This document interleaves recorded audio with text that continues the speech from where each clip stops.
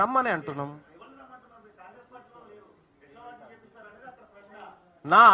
నా office open చేసి ఉంది. దాన్ని ఓవర్ యాక్షన్ చేయకు కానీ జరాలు అది బంద్ చేయి అది తెలుస్తూనే ఉంది కానీ బంద్ చేయి తమ్మి, బంద్ చేయి. క్వశ్చన్ అడిగినా ఆమె, క్వశ్చన్ అడిగింది ఆమె, నీకే కాదయా. క్వశ్చన్ అడిగింది ఆమె, ఎవరు? నీ క్వశ్చన్ ఏందో అడుగు, నీ క్వశ్చన్ అడుగు బాయ్ సాబ్, నీ క్వశ్చన్ ఏందో అడుగు ఫస్ట్.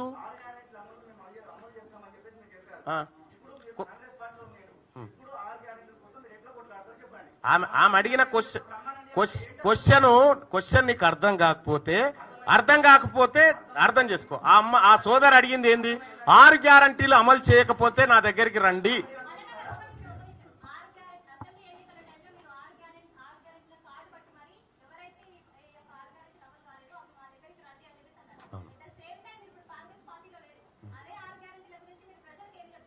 నా దగ్గర రండి, కొట్లాడడానికి సిద్ధంగా ఉన్న ప్రజలకి.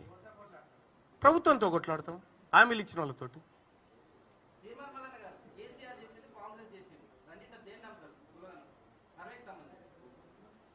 కేసీఆర్ చేసినది కొంత పర్ఫెక్ట్ గా అనిపించింది.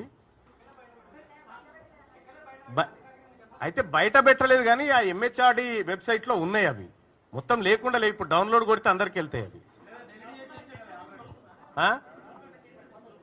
ఈ కేసీఆర్ గాడుపా ఇంకో గాడుపా నాకెందుకు బాయ్ సాబ్, బీసీల దిక్కు అయితే గాడుపు మారింది.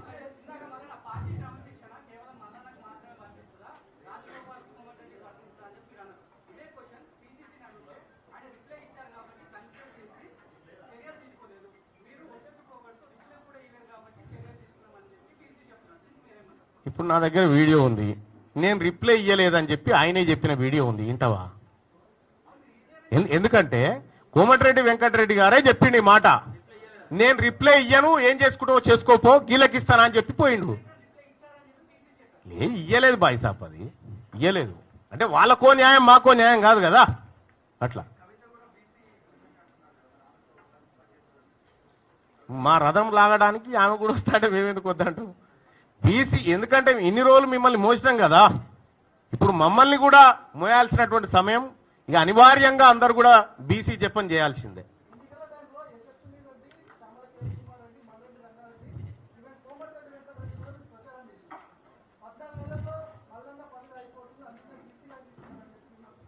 అంటే ఒకటి, ఆ రోజు వాస్తవానికి కాంగ్రెస్ పార్టీ అభ్యర్థులు గెలిస్తే, కేంద్రంలో కాంగ్రెస్ పార్టీ అధికారంలోకి వస్తే కులగణన జరుగుతుంది అనేటువంటి ఒక బలమైన ఆకాంక్ష మాలో ఉన్నమాట వాస్తవం.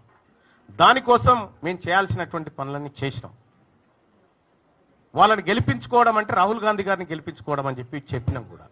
సో కాబట్టి నేనేమంటున్నా, కాంగ్రెస్ పార్టీ అధికారంలోకి రావడానికి రాహుల్ గాంధీ గారిని ప్రధానమంత్రిని చేయాలనేటువంటి ఆకాంక్షతోటి చాలా వర్క్ చేసినాం. కానీ దురదృష్టవశాత్తు ఆయన ప్రధానమంత్రి కాలేకపోయాడు.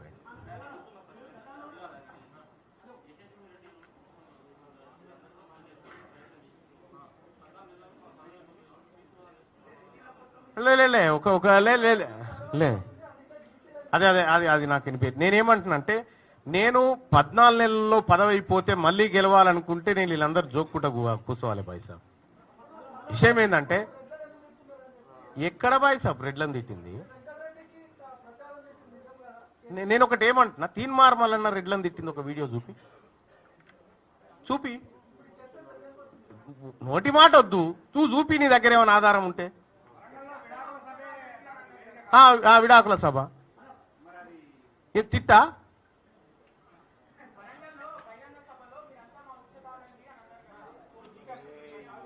ఇప్పుడు మీ వాళ్ళని అడుగు, దానికి సమాధానం వాళ్ళు చెప్తారు. ఎందుకంటే వాళ్ళందరూ క్లారిటీ ఇచ్చిన నేను అన్నది పర్టికులర్ పర్సన్ అనేటువంటి విషయం వల్ల. ఎందుకంటే ఈ వర్గాలను అవమానించినటువంటి వ్యక్తిని అన్న తప్ప అందరినీ కాదు అనే మాట చెప్పినా అందులో ఆ పేరు కూడా వాళ్ళే. నువ్వే 10 మాట్లాడినావు బాయ్ సభలకి ఛాన్స్ పాపం.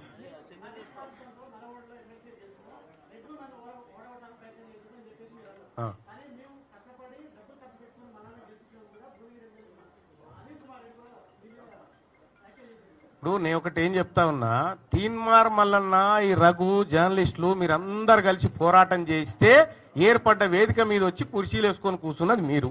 ఎవరు గెలిపించారు బాయ్ సాబ్? ఇలా ఎవరు గెలిపించారు? టిఆర్ఎస్ పార్టీకి పోయి వెంటనే కాంగ్రెస్ టికెట్ మీద మళ్ళీ ఇక్కడికి వచ్చి ఇక ఆయన గురించి నా గురించి చెప్తే నేను వాళ్ళ గురించి వాస్తవం ఏంటంటే నేను వాళ్ళ గురించి మాట్లాడను బాయ్ సాబ్. ఏదన్నా బీసీ ఆ తర్వాత కాస్ట్ సెన్సస్ ఈ షోకాజ్ నోటీస్ విషయంలో మీరేమైనా మాట్లాడితే నేను సమాధానం చెప్తాను.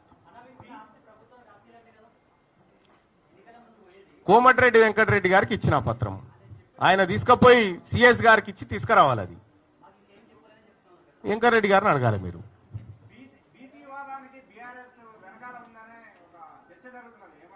బీసీ వాదానికి లేదు, వాళ్ళు ఎందుకుంటారు?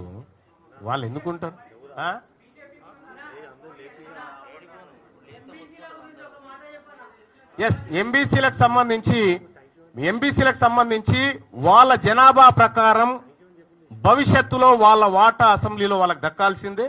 రెండోది, ఎంబీసీలకు సపరేట్ బడ్జెట్ ద్వారా ఆ వెనుకబడిన వర్గాలను ముందుకు తీసుకురావడంలో ఖచ్చితంగా మా ప్రణాళికలు మా ప్రయత్నాలు ఉంటాయి.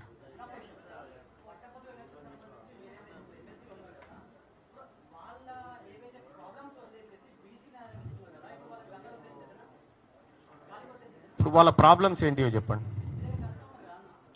ఈడబ్ల్యూఎస్ కోటా వాళ్ళ problem, economically weaker section quota వాళ్ళ ప్రాబ్లం. బీసీలకు దక్కాల్సినటువంటి 25,000 ఉద్యోగాలను ఈడబ్ల్యూఎస్ కోటా పేరుతో ఎత్తుకొని పోయారు. అది వాళ్ళ ప్రాబ్లం.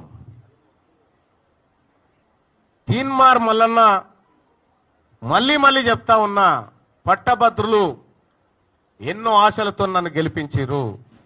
వాళ్ళ ఆశయాలు ఎట్టి పరిస్థితులు వమ్ము కావు. నెక్స్ట్,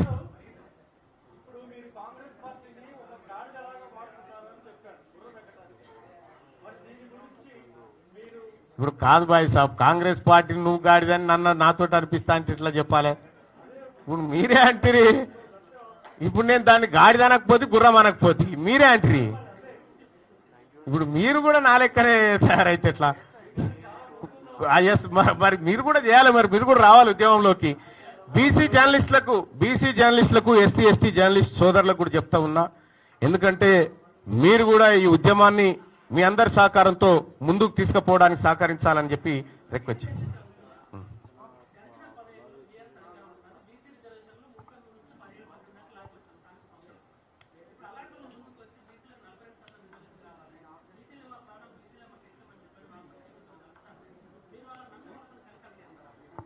మేము ఎవరినో ఎత్తుకొని తిరగడానికి సిద్ధంగా లేమనేటువంటి మాట చెప్పినాము. మేము ప్రతిదీ ఆచితూచి మా వర్గాలకు ఏది మంచో అది తీసుకొని పోతాము. ఇవాళ 33% రిజర్వేషన్ 18-19% తీసుకొచ్చినటువంటి వ్యక్తులు మళ్ళీ 42 కావాలని ముందుకు వస్తాండి. నేనేం చెప్తా ఉన్నా, 42% ఎమ్మెల్యే సీట్లు ఇచ్చినాక మా దగ్గర రావాలా అన్ని పార్టీలకు. అది